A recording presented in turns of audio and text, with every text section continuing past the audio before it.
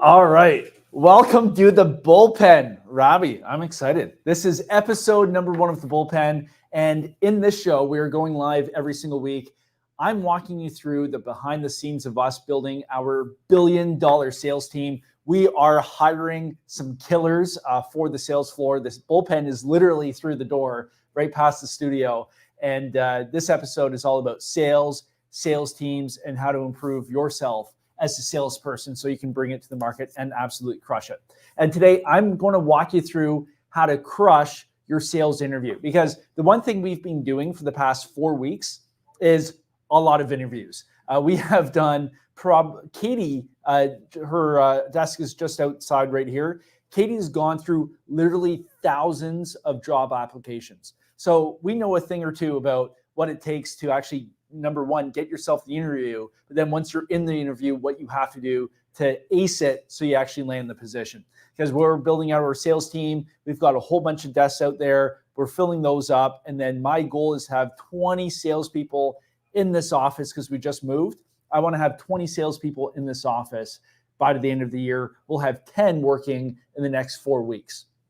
Because what we're doing is we're taking our virtual sales team, which was spread out all over North America, Canada, and the US, and we're bringing everybody in-house. We've had some people move to our office here in Burlington so they can work in. Other people have transitioned out, but the core lesson I learned in talking with Jordan Belfort and just seeing everybody this year at the multifamily conference was I needed to bring everything in-house, and that's exactly what we've done. But for you watching right now, you want to learn how can you actually ace the job interview. What can you do to get the position? Well, I'm going to be covering that in today's episode. So the one thing I have learned over the past a couple years as we've scaled the virtual sales team and now the in-person sales team is really the lack of training in the marketplace. So I had an interview last week with a young guy. He was selling suits in a menswear store. And I asked him, okay, well, what was the training process that the company put you through so you could actually succeed on the sales floor? And the answer was, well, I had no training. I'm like, okay, well, how are you selling? Oh, I just watched the other guy sell, and then I just copied what he did. And this is blowing my mind. We actually had 2 people come in for their in-person interview this morning. And I asked the same thing, what kind of sales training have you done? And the answer was, well, they were both working in sales positions, but the answer was, well, we got no training. I'm like, well, how are these companies setting up their sales force for success if they're not willing to train? So the one thing we do is every single day we're doing role play. Every single day we're doing call reviews because we're always looking to get better. If you don't have that foundation, it's kind of like if you're building a house, right? If you're trying to sell, you need that basement foundation. You need the frame, the wiring, the plumbing, and then you put the roof on. The roof is almost like hitting the phones and actually walking through the sales process. But if you don't have that, you're not going to be successful. So the thing that has been very apparent is there's a lot of sales potential out there, but because they're not getting trained the right way, because the training resources aren't being provided, you're almost like a lost puppy at that point. So the one thing I've created for our company is we have an entire internal training portal, which means that we have call reviews of successful calls you can listen to as a new sales rep to hear how an experienced person is running those calls. We've got script breakdowns. I've got training videos. I've got objection handling. Everything is available 24/7 for the sales rep. And then also we have live role play every single day. We have live call reviews every single day. So we're taking a call, dissecting it so we can actually learn from each other. So the next call we do, we can improve. That's what it takes to run a successful sales team, because I've had the privilege to speak with a number of very successful people running really high-end sales teams, and that's exactly what they're doing. And we're doing the same thing as we build out our billion-dollar sales team. So let me pull over the TV here, Robbie. There we go. All right, so I've got the TV. Really excited for the iPad. So let me see if I can turn this on. All right, here we go. Good to go. So for you to ace your job interview, there are 4 things that I look for when I'm talking with somebody. Okay, and it's double A, double C. So we'll just draw it out here, AACC. The very first thing I look for is appearance. Now, appearance can go into a couple different things. So number one, how are you dressed? You can see we're shirts and ties here in the office Monday through Thursday. Fridays, we have golf shirts and dress pants. But Monday through Thursday, it's all shirts and ties because we have to look good. We have to look the part. We have to feel good. Because the one thing with our virtual sales team, the reason why I kiboshed it and got rid of it is because we're not in a professional environment. So you could be wearing I was guilty of this too. You're wearing your boxers on a call and then you've got your golf shirt up top. It doesn't work out, right? And, Darcy, my fiance, like she would walk by and I'd be in like my boxers on a call. It doesn't work. You have to feel the part. You have to look the part. So I want to make sure if you're coming in to interview with my company, you have to look good. If it's the initial interview over Zoom or Google Meet, you got to wear a shirt and tie and probably a jacket too. If you're a guy, if you're a lady, wear a nice blouse, maybe a blazer or something like that. You have to look good. You have to look like you want the part. Then when you show up in the office, you got to make sure your shoes are looking good, your pants are looking good. Don't wear a black belt with brown shoes. You have to look the part. That's appearance. Now, the other thing you have to think about is yourself as a person. So here's some crazy stats. Crazy stats. This blew my mind when I read this.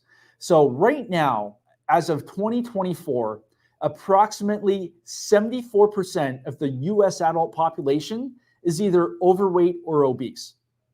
That includes 42% of adults who are obese. 42% of the US adult population is obese. That's not just fat, that's obese.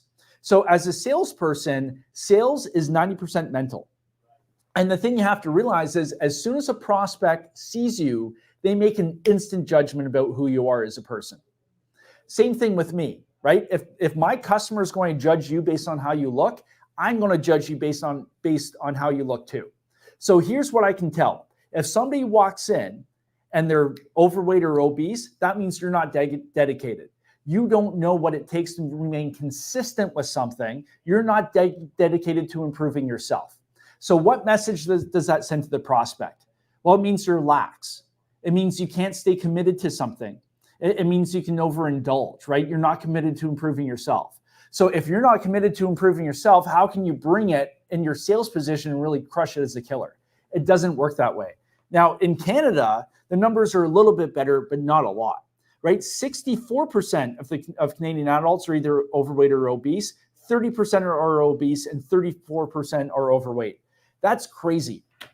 So if you're looking to get a job in sales, all you have to do in the US to beat 3/4 of your competition, 75% of your competition for that job, all you have to do is lift some heavy weights once in a while and eat decently clean. That's all you have to do. And you're automatically in the top 25% of your class just because you're maintaining a normal standard for body weight. Because when a customer sees you and you look good in your suit and you look good in whatever you're wearing, that's automatically going to give you credibility. 100%, right? Now, on top of that, your brain, because sales is all mental, it's 90% mental, it's 10% skill set. It's all about how you think.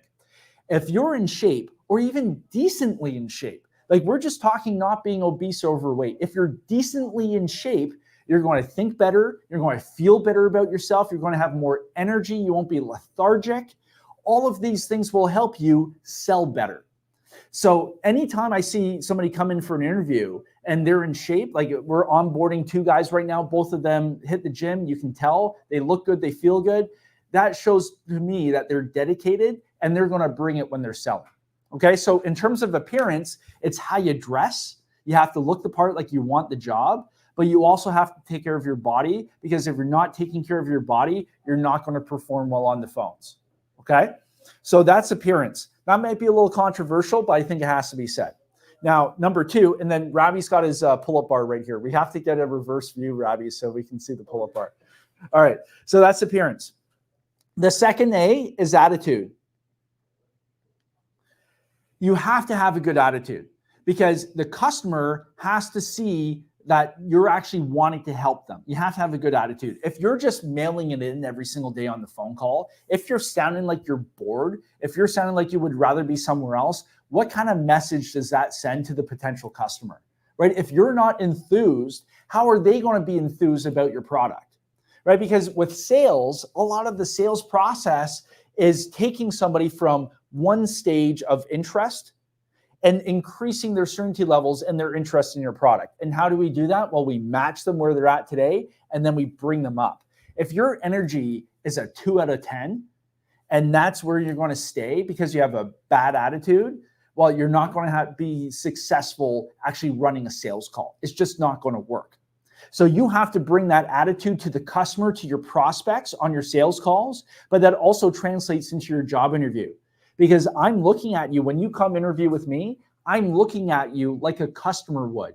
I'm judging you based on how a customer is going to judge you, because I want to make sure that if you're coming on my team, you know how to crush it and you're going to do all the right things and you're bringing the right things to the table. Does that make sense? So your attitude, you have to be positive. You have to bring in good energy. You have to smile. You have to have that aura about you, that energy. Hey, I'm here to crush it. You can't be dead. All right.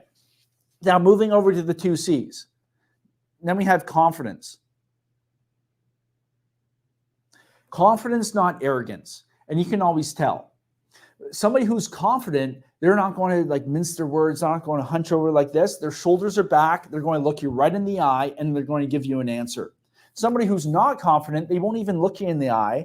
Their body language, their posture, their shoulders are going to be hunched over. Now, if I made a full day of calls, so my guys right now, they make 100 dials a day, 100 calls a day. If they're making all their calls like this, hunched over, your voice isn't going to be as good. You're not going to get your diaphragm in there as you're talking. Your energy is going to be low. It's not going to work out. So posture and confidence, everything works together. You need to stand up straight. You know, Ryan right now, I can see him through the door. He was standing up on his last call, because he wants to bring that energy, that confidence level, get his diaphragm. He's got a voice made for radio. So he's going to leverage that and have that sweet, smooth voice, that silky smooth voice come through the phone. He's going to leverage that by standing up straight and having confidence. So when you're in the job interview and you're asked a question, you want to look the person right in the eye, whoever the interviewer is, you want to look me in the eye and give me a solid answer. Also, just shake my hand. You meet them, you greet them. Hey, I'm so-and-so, nice to meet you. Give a good handshake. Don't give them a little flop, because that doesn't project confidence, right? Now, what you don't want to do is be cocky. We get cover letters all the time. We get people writing into us, applying for the position, and they're going to say things like, hey, like I'm not working out at my current position. I'm just too good for the team. All that. That's cocky. You don't want that. You want to know your stuff. You want to be a subject matter expert. You want to be able to talk about the sales process because you're interviewing for sales, but you can't be cocky because one bad apple ruins the bunch. I don't have enough time to deal with cocky people on my team. Last but not least is coachability.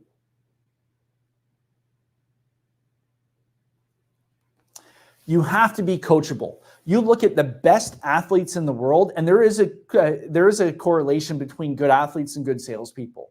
There are so many successful salespeople who have a sports background because it takes teamwork to sell. You have to be coachable. Remember how I said every single day we're doing call reviews with our team? It's like an NHL team. You look at the Florida Panthers who just won the Stanley Cup. Do you know how much game tape they probably watch in a day? They're a video coach. They have an entire video team who is clipping plays every single day. Every single day. They're putting together packs for the team to watch, the coaches to watch. You have to watch tape, just like we have to listen to tape, which are our sales calls. You have to be coachable. I'm looking out on my interviews. I'm looking out for somebody who's not going to take criticism and constructive feedback really well, because nobody's perfect. I'm not perfect. No salesperson is perfect. We have to learn from our mistakes. But if you're not somebody who's able to listen to a call and be like, yeah, you know what? I didn't do that really well. Help me improve for the next call. If you can't do that, if you're somebody who's always making excuses for why they didn't get the result, that's not coachable. Because from a management position, as a team leader position, if all I'm hearing is excuses, that's not somebody who really wants to get better. right? That's just somebody who's trying to, skirt around the issue and not take accountability for what they've just done. So you have to say, hey, listen, I made a mistake here. Help me improve. What could I have done differently? And I've got a guy on my sales team right now. For the first couple weeks, all he did was ask for feedback. Every single call. Hey, how could it get better for this? What could I do differently here? What would you say here if you got this? He would always send in questions, always be like, hey, listen to this call for me. What could I do better? And right now he's my top guy. But he was coachable. And the most important thing with coachability, it's, you have to take the feedback, but you actually have to put it into action. So on the next call, if you've made a mistake on that call and we talk about it, well, you better make sure that you're going to handle that call differently the next time by putting into place what you learned during the coaching session. That's what I'm looking for. So confidence and coachability go hand in hand. You have to be confident enough in yourself to be coachable. Because what I found is the people who have the lowest amount of confidence, they're the least coachable, because they're always trying to skirt around and not take responsibility. The most confident people, they can acknowledge, hey, I'm weak here, but I want to get better. And when they do get better, they turn into killers. So those are the 4 things that I look for in job interviews: appearance, attitude, confidence, coachability. And the truth is, you can improve in all of these. In appearance, get some better shirts and ties, get some better shoes. Hit the gym, right? If you're in that overweight or obese category, make some changes today, because I guarantee you it's going to make you a better salesperson. Attitude, you can always have a better attitude, right? Show up prepared, come to work, be pleasant to be around, be enthused about what you're doing. Confidence, right? Don't be cocky, but be a subject matter expert. And confidence comes through actually knowing what you're doing, having a process, a framework. And that goes back to training. And then coachability. Hey, take the feedback and run with it and be better the next call. Nobody expects perfection. We're all human, but it's how we learn from our mistakes and learn from things that don't go the right way the next time. That's what makes you a killer. Now, the one thing I've learned, or the one thing that's really stood out to me, is one question I always ask on every single interview. I always ask the person, hey, well, what have you done over the past 12 months what have you done over the past 12 months to improve your sales skills? And a lot of times people say, well, nothing. That's why I want the job. I want you to train me. Now put yourself in the employer's position for a second, because that's a really shitty answer. Like any professional athlete in the off season, they're training. They're going to hit the gym. They're going to train. They're going to do their workouts. They're going to get extra ice if they're a hockey player. They're going to run drills if they're in football. They're training on the off season. If you're a salesperson and you're not employed, that's your off season. You better be training. So if you're showing up to a training camp and somebody asks you, hey, what have you done over the off season? And you're saying, oh, nothing. I just want to make the team now. And I want you to train me there. That's not a good answer. As a salesperson, if you're coming to me and you're saying, hey, listen, I want a job on your team, like hire me, I better see some grit and some determination to get better. So that means, hey, taking some sales courses, taking some training. Now, you don't have to go out and buy a $20,000 sales training program. Maybe the answer is, hey, listen, like every single day, I watch 20 minutes of sales training content on YouTube. That's great. That shows dedication, right? And then I can ask you about that and make sure you've actually done it. Hey, who are your favorite salespeople on YouTube right now? Is it Jordan Belfort? Is it Andy Elliott? Is it Jeremy Miner? Is it Cole Gordon? Is it Grant Cardone? It doesn't matter who it is, but I want to see that dedication to improving. Because in sales, every single day you should be training. You should be listening to improvement courses and content to help make you better. So every day, if you're in the car, why are you listening to music? You should be listening to objection handling, because you want to stay sharp. You want to stay fresh. So if you're coming in for a job interview and you're asked, hey, what have you done over the past 12 months to improve in sales? Don't say nothing. Don't say, hey, well, this is why I'm trying to get a job in sales. No, you better have a good answer. Hey, I've taken this course. Over the past 12 months, I've watched this many things. I've read 5 sales books in the past 5 months, and I've practiced every single day putting that into action. That's a great answer. But the thing is, all this stuff is really easy. If you want to come in and ace your job interview for a sales position, you don't have to be a rock star salesperson. You just have to outcompete, 3/4 of the population. And right now, 3/4 of the population is overweight. They're not taking care of their body. They're not dressing well. that they're not training on a consistent basis. Because here's the fact. Most salespeople only make one follow-up call when they're pursuing a prospect. So if you come into a job interview and you're asked, hey, like, what can you bring to the team? Well, you say, hey, Mr. Employer, the fact is most people only make one follow-up call on average. I've trained myself through my training program to make an average of 8 dial attempts for every single prospect. Just imagine, Mr. Employer, how much money you're leaving on the table because your sales team right now isn't doing the appropriate amount of follow-up. What a great answer. As an employer, that's exactly what I want to hear, because that shows that you've given a lot of thought. You're confident. You're not being cocky, but you're bringing your confidence in what you can do to the sales team and what you can bring to the table. If you're just coming in with soft answers, that doesn't cut it. So do the work. Actually look at what the employer is doing. Study their products. Study their organization and their ecosystem. What types of content are they producing? Do that homework. Bring it in. And have some really good answers. Because just like a sales call, right, you got to do some discovery, you got to find out all the information, and then you have to connect the dots. Where are they today? Where do they want to be tomorrow? And your product's going to connect the dots. In an interview, where's the employer today? Where do they want to go? And how can you help that employer go to their future goal? That's exactly what you want to do. Right? So if you're coming in, we're hiring right now. Rabbi, can you put up the brand? If you're a salesperson, our office is located in Burlington, Ontario, just outside of Toronto. If you're looking for a sales career where you get the training that you need, where you get the coaching, the daily coaching and support that you need, if you want to be a part of a rapidly scaling company doing some really, really cool things in our space, I want you to go to careers.sethferguson.org and apply. We've got 2 positions. We've got our SDR position, sales development reps, and we've got our account executives, right? Watch the video. We've got a video on there. I'll tell you all about our team. I want you to go there and apply because we're looking for killers, and you better do exactly what I said. Show up prepared, dress nice, look after your body, and we'll have a great interview, and we'll see if you're a fit for the team.